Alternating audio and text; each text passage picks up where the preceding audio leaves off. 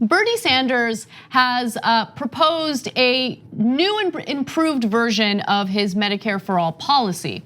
Now, he's made some small changes, and I actually want to read this 100-page policy, and it is in fact a 100-page policy, and give you even more details. But unfortunately, the mainstream media's coverage is lacking, to say the least. They barely gave any details on this policy. In fact, every article that I've read, both on CNN and New York Times specifically, have been dismissive about this plan, have been dismissive about Bernie Sanders, and have given very little detail into what he's attempting to do. Now, before we get into all of that though, I do want to toss to this video of Bernie Sanders and just make note of who's standing next to him as he talks about this Medicare for All proposal. Healthcare is a human right, not a privilege. Yes. And together we are going to end the international embarrassment of the United States of America, our great country, being the only major nation on earth not to guarantee health care to all as a right. That is going to end. So we've heard Bernie Sanders say this before, but what I found interesting about that video was that he had some company, and Senator Kirsten Gillibrand was right next to him. And Kirsten Gillibrand is also running. She has said that she's a supporter of Medicare for All as well. And maybe she's being sincere, but I can't help but think about where Kirsten Gillibrand was during the Affordable Care Act debates. She was part of the Blue Dog Democrats who actually fought very aggressively against the Affordable Care Act. So who knows? I'm sure she would use the argument that she was representing a district that was a little more to the right, and that's the reason why she took that stance. But New York, crazy Republicans in New York. Yeah. Well, and then, so she's not alone in terms of people who are running for president who are also co-sponsoring this bill. Cory Booker, Elizabeth Warren, and Kamala Harris are also signed on, and that really is the litmus test. I'm excited to see who is like really going all in on Medicare for All as a policy now defined.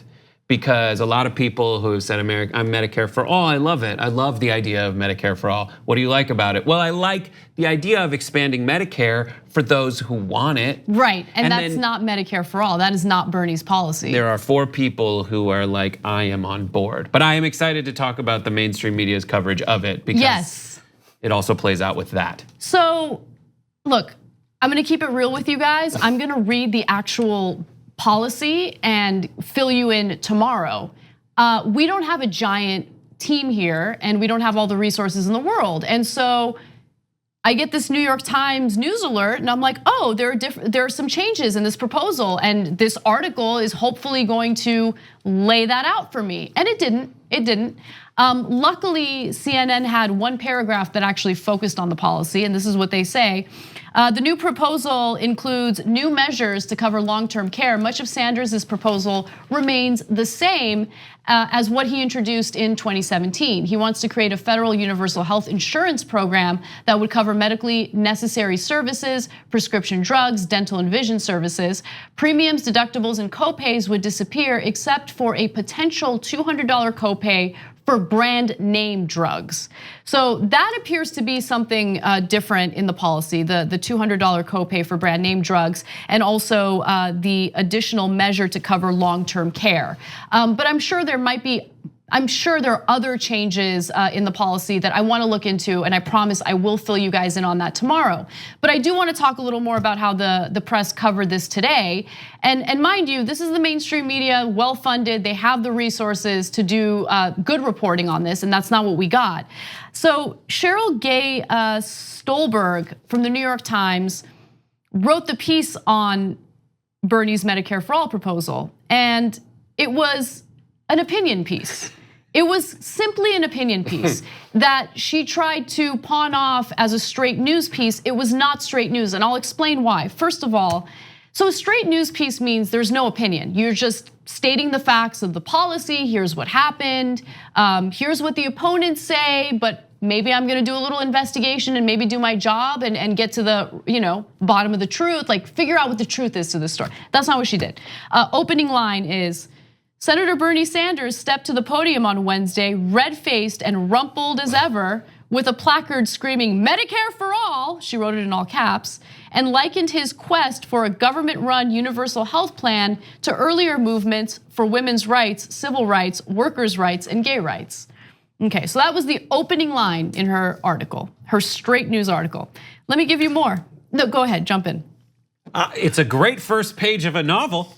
Like it's an opener and I'm hooked. She's a good writer, yeah. But it's like, well, I've already painted a picture of my scraggly, like troll man who is all this policy wonk, and then he goes back to an office with pages flying everywhere and he still writes by candlelight.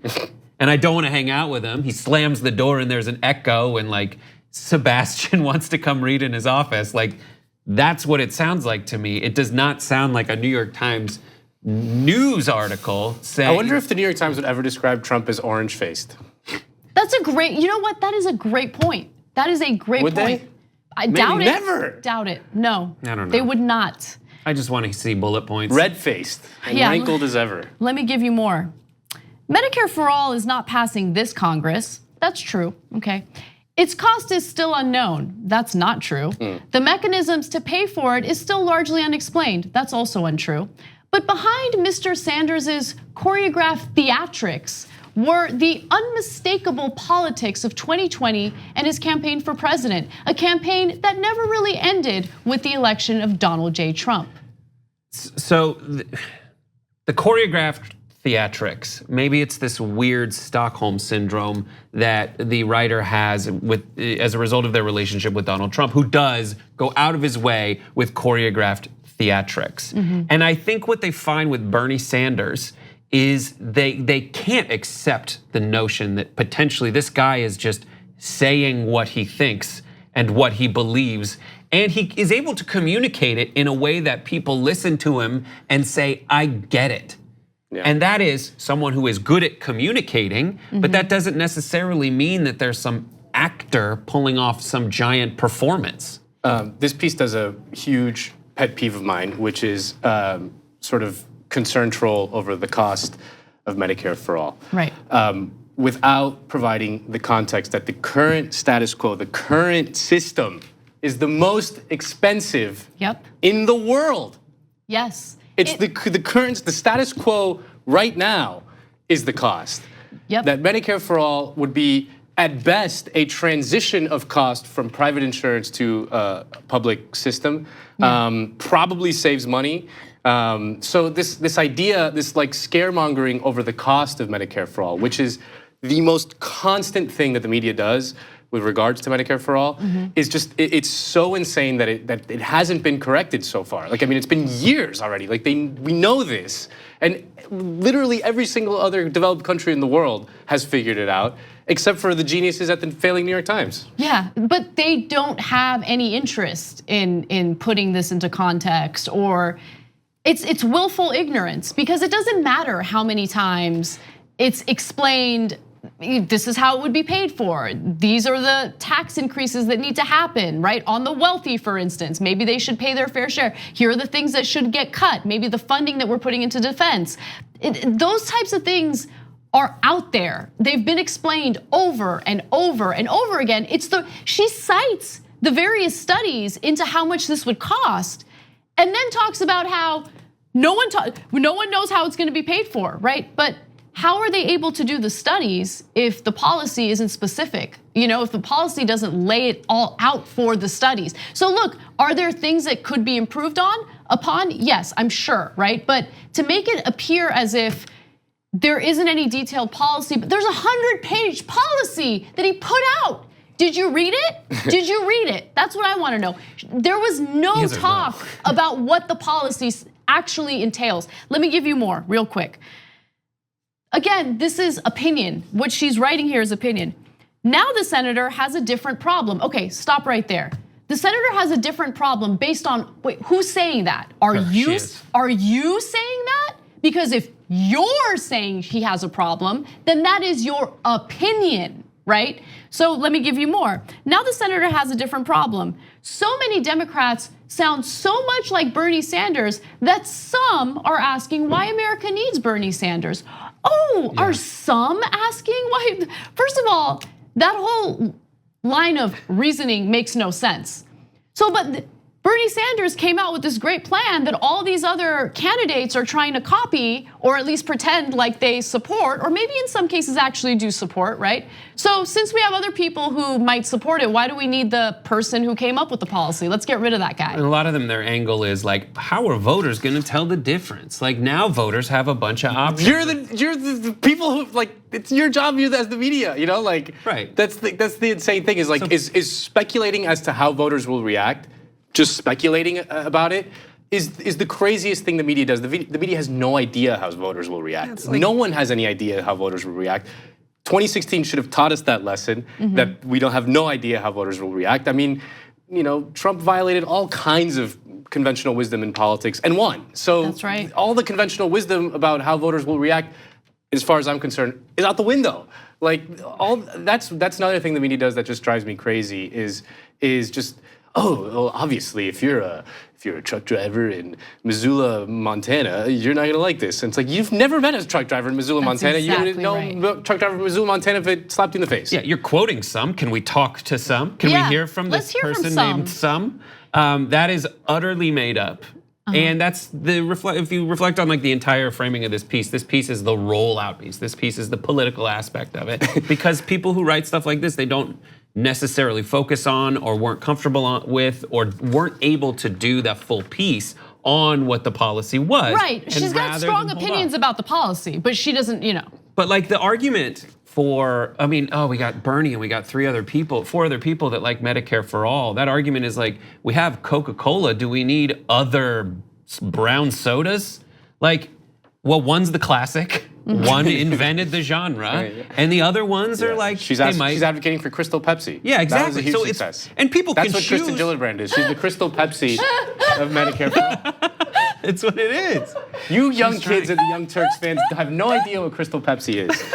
Okay, one last line. You know what I'm talking about? This is absolutely true. I know what it is. I do too. And they brought it back for us. You can still buy it. It's back, right? It's back? Yeah. Oh. Against the odds. Crystal Gravy, is that back? Kirsten Gillibrand is Crystal Pepsi. Okay, so final line that I wanted to mention. So she ends the article with this, some fear mongering about his health and his age. He's thinner these days, having dropped 10 pounds on no particular diet, or at least none that he cares to share. By not eating, he said, when asked how he did it. What? Which is a joke. You didn't write anything about the policy, but you're writing about his 10-pound weight loss? The New York Times. What are you doing? I'm sorry for yelling. I know that that's not nice, but. It's okay. The New York Times does this thing with Bernie that I'm pretty sure it has never done with anyone in the history of coverage of the New York Times. Like there's this line that says, the rollout complete with Sanders-esque finger jabs and talks of doctors and dollars, like written out like D-O-L-L-A-H-S. Like I don't think the New York Times would ever quote someone in a regional accent. You know, like would they ever like quote Bush like talking like a Southerner? Or like, or would they ever like write Trump, like if Trump said China, would they spell it C-H-I-N-A or would they spell it like J-I-N-A or whatever?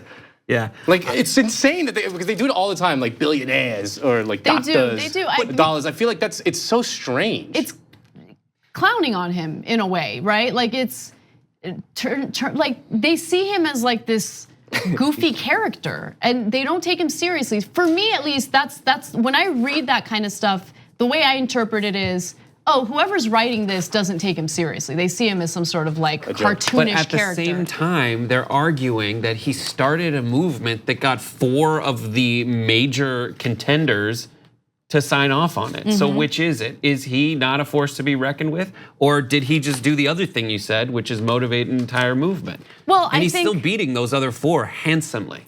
Well, I think that they know he's a force to be reckoned with and they hate it. And they do. And that's the reason why they push back and they do it so aggressively. It's to the point where they, like the headline makes you think you're about to read about the policy and you get almost none of that. It's amazing. There's an old saying that liberals hate socialists more than fascists. That's always Is worth that a remembering. saying? Yeah, it's from time immemorial. Like they would rather defeat the left than defeat the right. Yeah. That has happened so many times throughout history. The TYT Plus app is now available on iOS and Android. Download to get more TYT content at tyt.com/app.